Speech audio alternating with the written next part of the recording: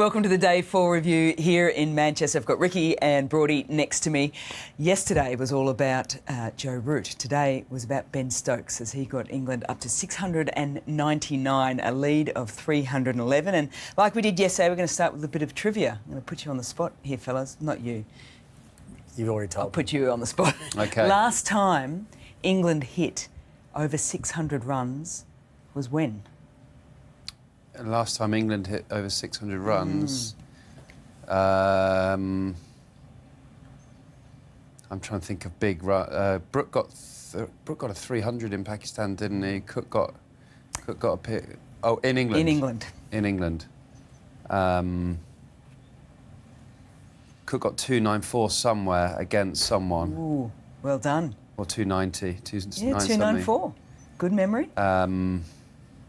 Can you picture the ground? India Edgbaston 2011. Oh, gold star. There you go. There you go. Well played. And that's it for the review. I hope you had a good night. He got 294, and the only ball he hit in the air, he was caught deep point on 294. It was the only ball he hit in the air, caught deep point. What does Bradman always say? Boring. Don't hit it. Yeah, boring. Bradman didn't say boring. Bradman said keep it on the ground and you won't go out. Brilliance from Ben Stokes today. He's joined another list like Joe Root did yesterday of just outstanding all-rounders. Sobers and Callis, one of your favourites. You said he's the best ever. 7,000 runs. Best cricketer ever to play the game. Yep, 200-plus wickets. He joins them, and a little bit of a monkey off the back with the 100. He can sort of put just the white noise behind him.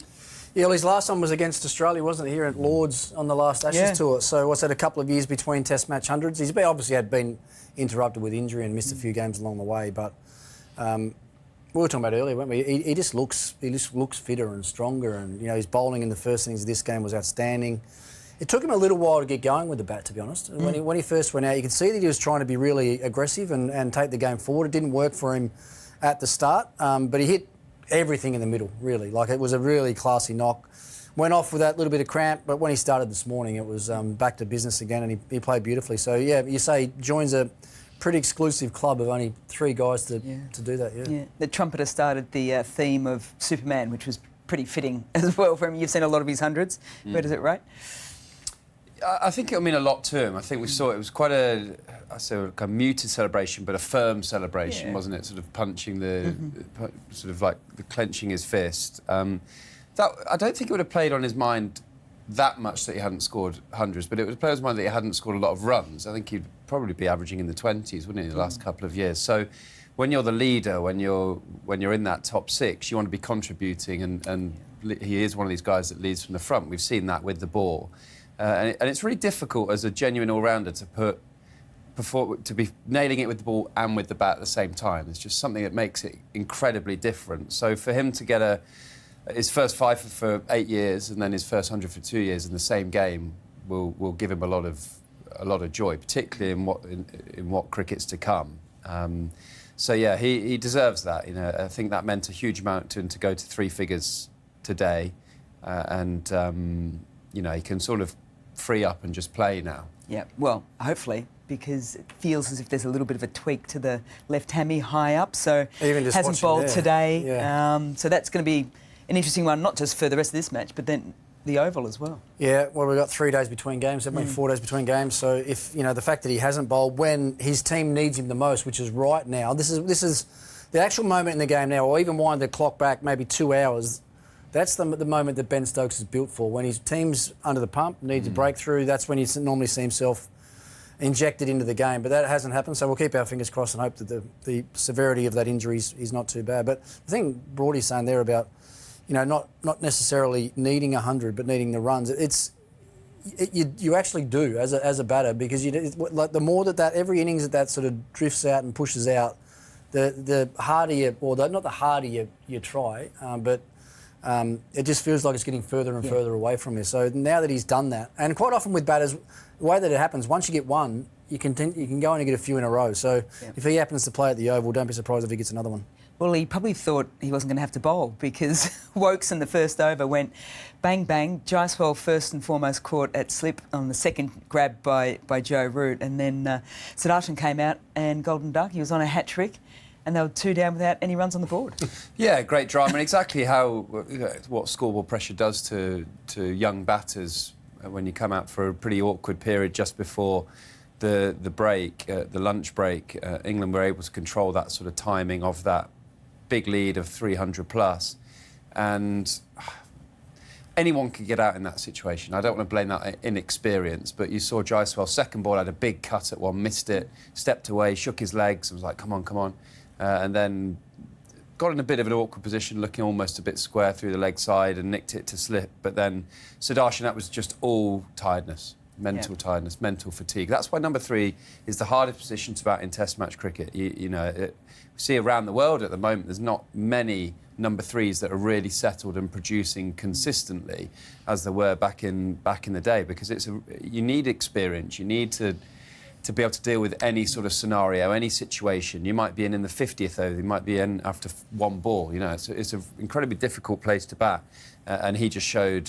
His second Test match, a very difficult time to come in. But then since that lunch break came and everything was able to calm down, they're two calmest, most composed players come to the crease and have played beautifully for the rest of the day. Punter, let's chat about the number 3 spot, because in 14 tests for India, no one has gone out and done it 3 times in a row as bat at number 3. So they've gone through Gill, Kohli, Pradikal, Rahul, Sudarshan and Nair. It makes it tricky, doesn't it? They can't quite settle, can they? It just creates internal pressure, the pressure that a youngster doesn't need, or someone coming into that role. You don't need that, like, looking over your shoulder all the time, worried that if you're going to get another opportunity. That's why I was really surprised that they made the call on Sudarshan, obviously, for the first Test match here, and then went away from him and then go straight back to him again. Like for a young bloke, and I wasn't that young when I moved up to number 3, but you just wanted that bit of reassurance from your captain and from your coaches that, okay, we're picking you now, we're going to give you a decent run at it and see how you go. Because I've got no doubt that Sudarshan's, he's going to be good enough. Yep. But they've got to show that faith in him, a lot like what Brendan and Ben have done with a lot of the batters on this side, like Ollie Pope and Zach Crawley. If you trust them and keep backing them in, they're going to play these big match-winning innings for you at some stage.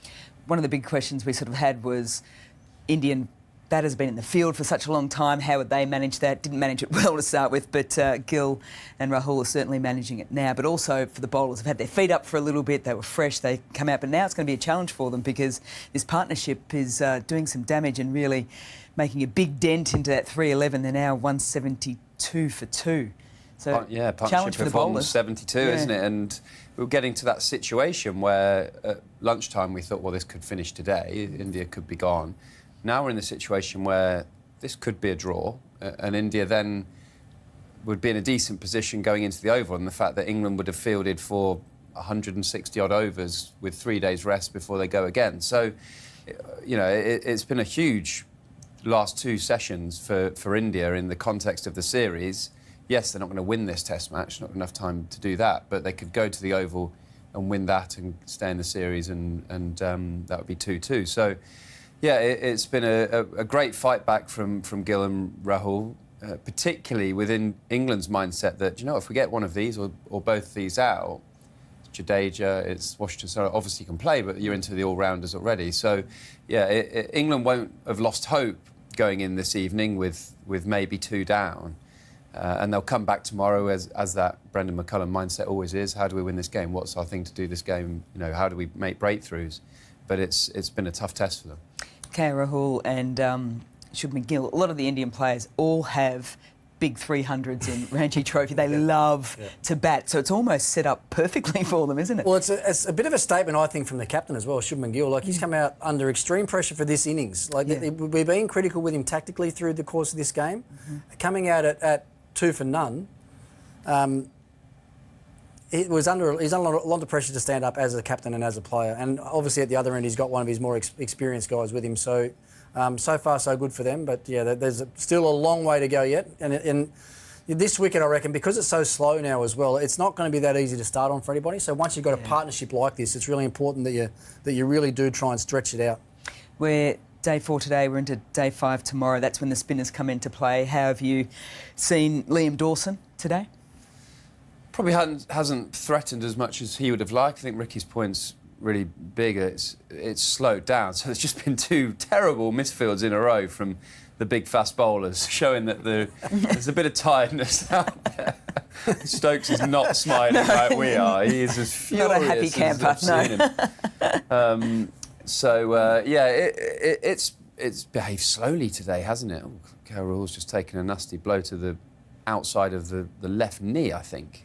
It's gone to pat it away, and it's gone right in that gap between the top of your pad and the bottom of your thigh pad. Off the spinner. He'll like that. 3 balls, I took down 2 balls to go Gill in the Rahul. day. It might be just, But yeah, it's not behaved. It's not misbehaved, the surface today, has it? Particularly as the ball has got older and softer. England will put all their eggs in the second new ball basket now, won't they? An hour of play tomorrow. Then you'll have a second new ball. So, yeah, India have done amazingly to get in a situation where there's 2 results on the table still. Gill Rahul will be straight into the ice bath tonight, won't he? Not for the muscles, just for the fact of all the impacts he's had today. He copped a few early on. That's been the really surprising thing. With the new ball, there was something happening nearly every ball, and it was just almost like a flick to switch, and nothing's happened off the surface or through the air for the remainder of the last 4 or 5 hours. So it looks like this will be the last ball of the day's play, and it's Joe Root into Gill Rahul, who has done what he's done for the majority of his innings, which is a solid defence. Gambier's on TV. He's liking how it's finished. He probably didn't like how it started with those 2 early wickets in Woakes' over. But end of day 4, and India are trailing by 137. They need to set themselves big and take time out of the game tomorrow. They certainly do, yeah. I mean, it's a great comeback. It looked like that, as Broady said, we could have been on a train home tonight. But these guys, there's something about these more modern, newer Indian players. They are real tough, and they'll fight, and they tend to bat better on really wearing, worn wickets, because that's what they're used to batting on at home. Challenges for Ben Stokes tomorrow. One, he might not be bowling. He certainly doesn't look as if he will.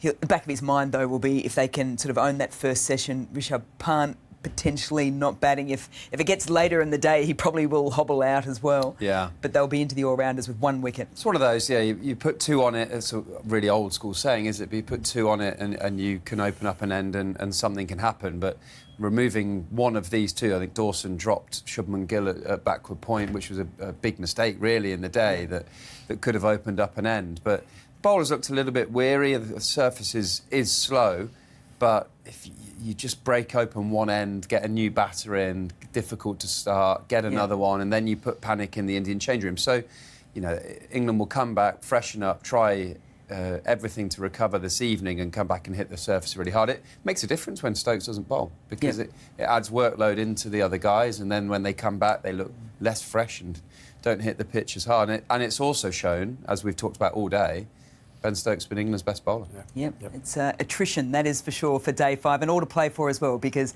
India, if they can eke out a draw, they stay in the series. England a chance to win the series tomorrow. I think tickets have been reduced as well, so if you're in the Manchester area, come on down. If not, you can, of course, catch us right here on the Cricket Channel or on the review back end of the day's play, whenever that might be tomorrow. Thanks for joining us. Ricky, Stuart, thank you so much. We'll catch you tomorrow.